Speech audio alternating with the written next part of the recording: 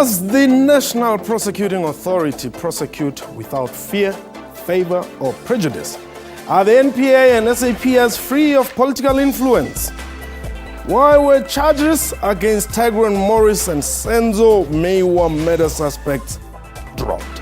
Who is responsible for holding the SAPS and NPA accountable? What time is it? It's question time.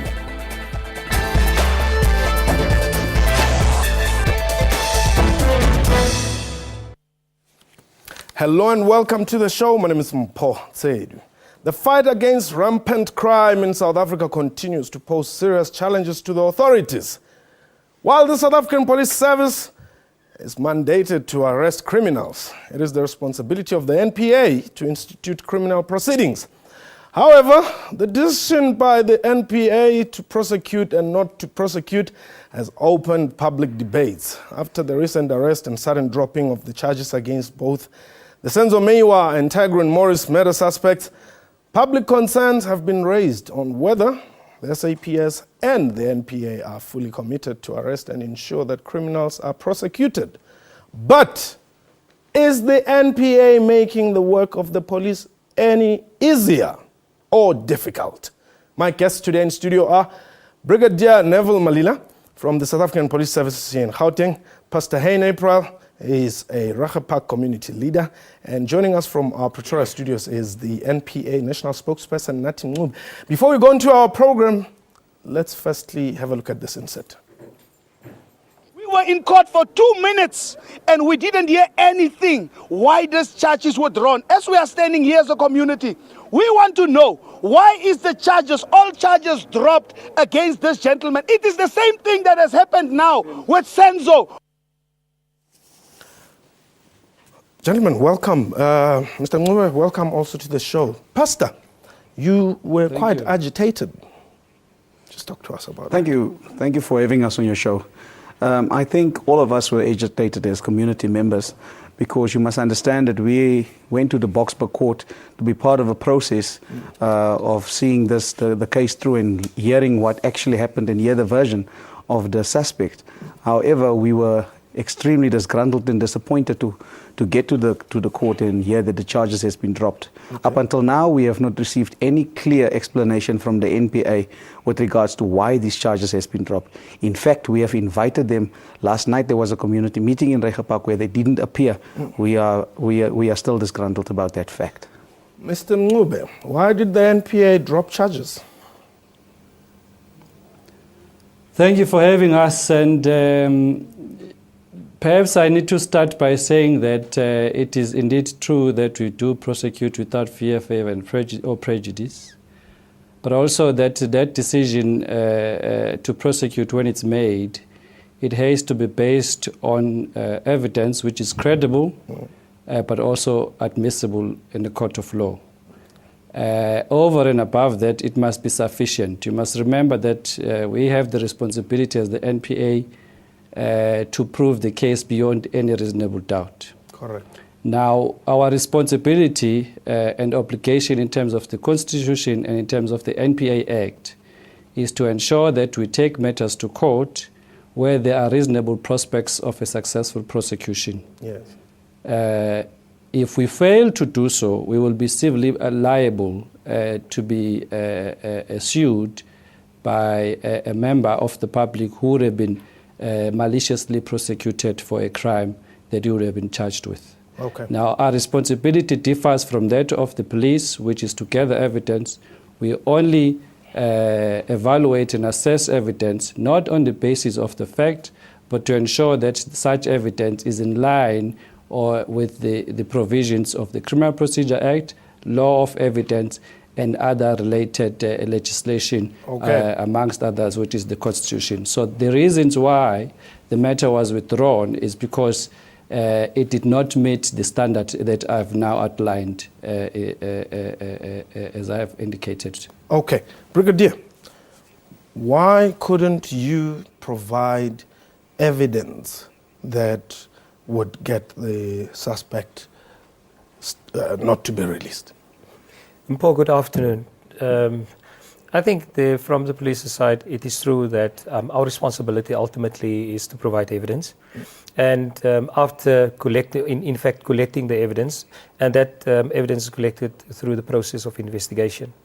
Now, in both cases that you've mentioned and that was mentioned in the insert, we've done the investigation. We've collected evidence, and in both cases, remember, after the police collects the evidence, before the case gets to court, there's the process of consultation with the NPA, Yes. and provide this evidence to the NPA, who ultimately makes a decision to say, yes, the evidence is credible, or the evidence is enough at this stage to place the docket on the court roll. So in this case, you agree, Brigadier, that you failed? I won't say, remember, I won't say that we have failed as the South African Police Service. Remember, the process of investigation, it's normally a long process, and you have the witnesses from who you can get statements. There's also other evidence and evidence that you can collect. And then you have evidence that ultimately must be tested, for instance, in ballistics and in forensic labs. Okay. And the results of those evidence normally takes a little longer. So for now, you admit that you have failed, or rather, should we use a better word, you have not succeeded yet? We can say that we have not succeeded in placing a suspect at this stage before court. No. But in not succeeding does not mean that we have failed. Okay. Now, Pastor, do you have proof or evidence in this case, for instance, that you either know the suspects, or are you just being emotive about the issue? You must understand the suspect is not known to us, so there is no personal emotions attached to this at all. As far as we are concerned, last night, even in the meeting, we have asked, the question was asked by community members, how did you get to the suspect, Tamsanga, Twala? And then the police said that the suspect was linked through his fingerprints. Okay. I want you to just hold it there. I'll give you time to just further explain that point, but we need to just take a quick break for now. This question time, we're going to take a quick break. Please don't go away.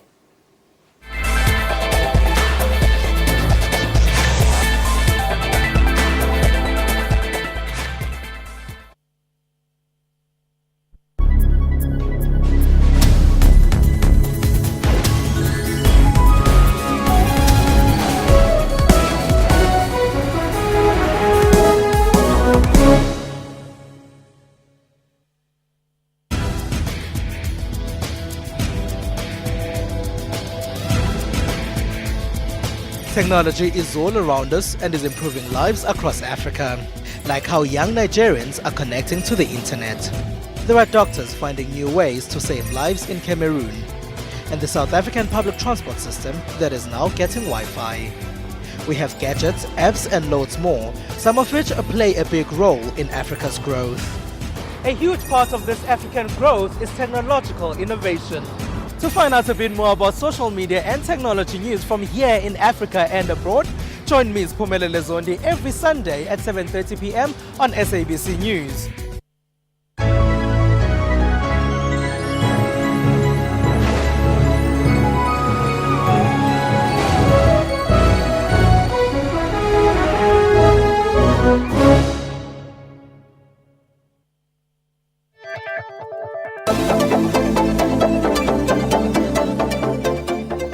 Welcome back. You're still watching Question Time. My guests today in studio are Brigadier Neville Malila from the South African Police Service in Gauteng.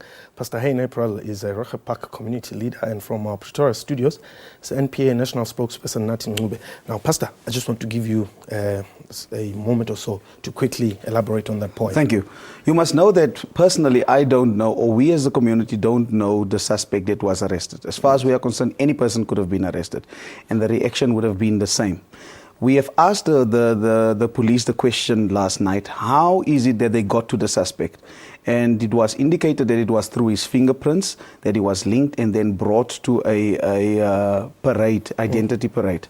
Now, if you ask us, then it means there's two valid things. It is your fingerprints that is there, and then you are in an identity parade where you are positively identified by the victim.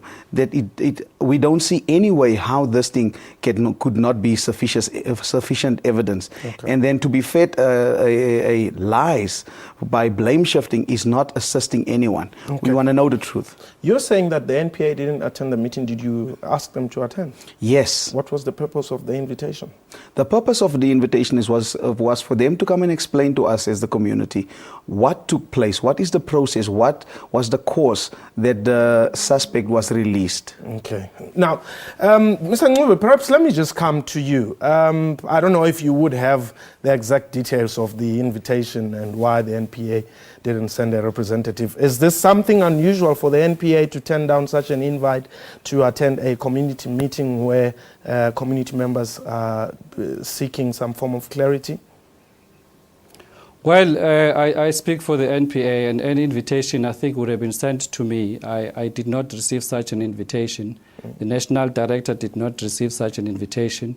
The Director of Public Prosecutions responsible for South Gauteng jurisdiction did not receive such an invitation. So I'm not sure to whom the invitation was sent. But that said, I think also the members of the public need to be very careful that we do not try and pressurize institutions like SABC and NPA and try to succumb them to public pressure. To summon an institution to come and explain, because we do explain, we do give reasons, and we don't have a problem with it. But I think people need to understand that we cannot go beyond that, because you can imagine if in each and every little case, rather case, we are then called to come and in a public platform to come and give reasons why the matter was withdrawn or why there was an acquittal. I think it would become an impossible task, and would not want to encourage that members of the public demand such or make such demands. What I can say that in this matter particularly, as we have done with all other matters, the complainant, because we need to make sure that we convey whatever message we need to convey to the complainant. That was done. We explained to her why the matter had to be withdrawn, and that was done. And I believe that she fully understood. And the feedback that I got is that even in that meeting, she did not attack NPA at all, because she was made to understand why the case was withdrawn. I think the members of the public also need to understand that you cannot just always blame the police and the NPA. The police themselves, and I'm sure my colleague there will attest to this, they rely mostly on the evidence that first will come from the complainant, who happens to be the member of the public. If that evidence is shaky, then we cannot continue with the matter. Look, all right, let me. I think there's just something that I want to put to Nati. Number one, when you look at the police and the NPA, you cannot say the public must not pressure you. The NPA is a public institution, such as the police is there for the public. When the public asks you for questions to come and answer to us, it's not to say that we are putting pressure on you. You must understand, when you are in that office of the NPA or in the police, you are there for the public. Point number one. Point number two that I want to mention that is very critical for me, that you understand this. We are not making a demand in. This is just not just any kind of a case. This is a high-profile case where we have a vested interest as community members, where our children are being killed. So for us, it is not just a Rega Park problem, it's a national problem. That is why we are speaking to you. Now, Brigadier, you go out, and by you I'm talking about the SAPS. You go out to a press briefing, you say, Senzo Mewa's killers, we are tracking you through cell phones and all that. Giving it away to the criminals to say, this is how we're going to trace you. Do you really think that they're going to wait for you to come and arrest them? And I think that should be contributing to the low rate of prosecution regarding some of these cases. I think that that is just one of the ways that we can track criminals in Paul. And by indicating in the press briefing by some of our principals that these are some of the methods that we're going to use, it's not that method is also common knowledge out there that the police are using cell phone technology, the police are using various other technologies and methods to arrest criminals. It's not by giving it away because it is common knowledge out there already. All right. Pastor, let me allow you some time because I'm going to let you go quickly to just address the brigadier and the NPA. From outside, Nati, we were expecting the NPA to come, not to come and fight with us, to come and explain the processes of the law to us. You must understand where we are sitting as normal community members. We don't understand the legal system as they do. So for them to come and explain to us in a proper manner why the case has been provisionally withdrawn, it would have just been proper for them to come and do that. From the police side, the police openly blamed the NPA. I waited so long for an opportunity to sit with the NPA and the police together so that this thing can be resolved in front of us, the people. You must understand the kind of pressure that is out there is there's no answers. I spoke to the family, to the Morris family with regards to this. I can tell you now what they told me, and I don't understand why the NPA could not come and explain this to the community at large. Okay, let me allow you to perhaps go and ponder other opportunities to engage with both the police and the NPA. I'm sure they would welcome that type of an opportunity. Thank you very much for being with us. We're taking a quick break. When we return, we'll continue our discussion with both the NPA and the SAPS. This is Question Time. You're welcome.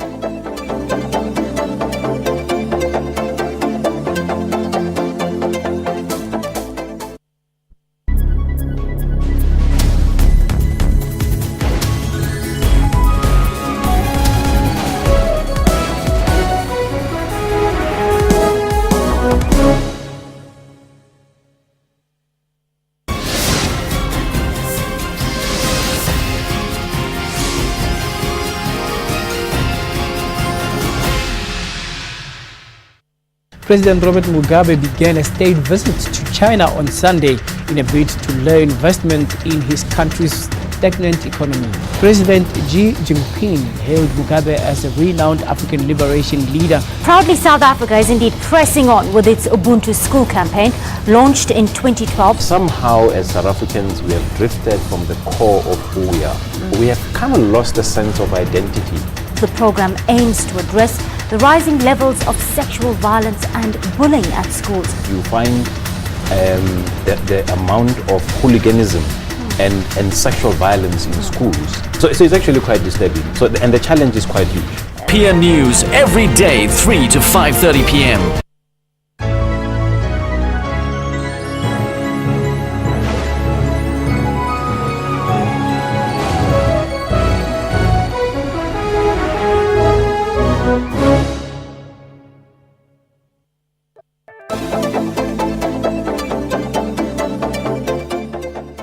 Welcome back. You're still watching Question Time. My guest now is Brigadier Neville Malila from the South African Police Service, and from our Cape Town studios, or rather from our Pretoria studios, is the National Prosecuting Authority spokesperson, Nati Mngub. Now, Mr. Mngub, why should the public continue to have confidence in the NPA when you, for instance, are keeping Ms. Breitenbach's file without making any progress on it since last year? Well, let me start by perhaps just responding to what the pastor said. And what I tried to explain was that we will obviously, whenever it's possible, make ourselves available to go and explain, especially to the members of the family and of the deceased family, the reasons for the withdrawal. But what we find obviously disturbing is that we were publicly blamed for having withdrawn the matter. And the suggestion was made that that was almost criminal, because if you withdraw without the reasons, That's a criminal offence. It's called Okay, defeating that's the end of fine. justice. I'm sure they've heard But, that part. Yes, let's yeah, get to the Breitenbach matter. Yes, you referred to a file. I'm not too sure which file you referred to. A docket. The matter of Ms. Glendenbach, Yes. is not with NPA. As you would know, we do not investigate cases. But it was Our allocated to understanding- Billy Mwalusi at some point. I am not aware of a criminal docket being investigated by Advocate Mwalusi. What I'm saying is that we were made to understand that it was sent to the police. The police were supposed to investigate the case, and once they have concluded investigation, then NPA will make a decision. Unless, of course, you can indicate to me when it was given to Advocate Mwalusi, but I am not aware that it's been given to him for a decision to be made. In any event, a docket of that nature would not be given to Advocate Mwalusi. I think it would have been brought to the attention of the National Director of Public Prosecutions. Correct. Which has not happened at this point. I would suppose that is what is said to have happened, actually, that it was brought to the office, but it's still just sitting there. Why would there be no progress in such a high-profile matter? Don't you think if you were to deal with it speedily, it would restore some confidence, public confidence on the NPA? Mr. Tseru, as I said, you're stating that as a fact. What I'm saying is that yes, you're saying that if it's with the prosecutor, Advocate Mwalusi, and I'm saying it would have been brought to the attention. If that was the case, it would have certainly been brought to the attention of the National Director, and that has not happened. Okay. We will have to find out from our colleagues at SABC if indeed they've concluded investigations, and if they have indeed sent the docket to us for a decision to be made. Okay. And at this point, as I say, I'm not aware of that. Okay. Now, realizing that she's now a member of Parliament, I'm sure it would be of quite a national interest. Don't you think you should at least go and make follow-up and perhaps commit to the viewers of South Africa when we can check with you on the matter? Mr. Tseru, we need to understand the process. We do not go looking for dockets from our colleagues at SABC. They bring the dockets to us. If we did that, you will be the first one to accuse us of being biased and of pursuing certain individuals. We have to allow the South African Police Service to do their investigations. When they are satisfied that they've collected sufficient and credible evidence, they will then bring the docket to us for a decision. Okay. We cannot, change the system. All right. Just because we are pursuing one person who has suddenly become a member of Parliament. Okay, hold that thought there. Now, General, or rather Brigadier Malila, some members of the police force here in Gauteng are said to behave as though they are a law unto themselves. Allegations, and some backed up by statements from witnesses, have been leveled. And I'll give you an example of one of your police men. Cowboy is his name, Matebuli, right?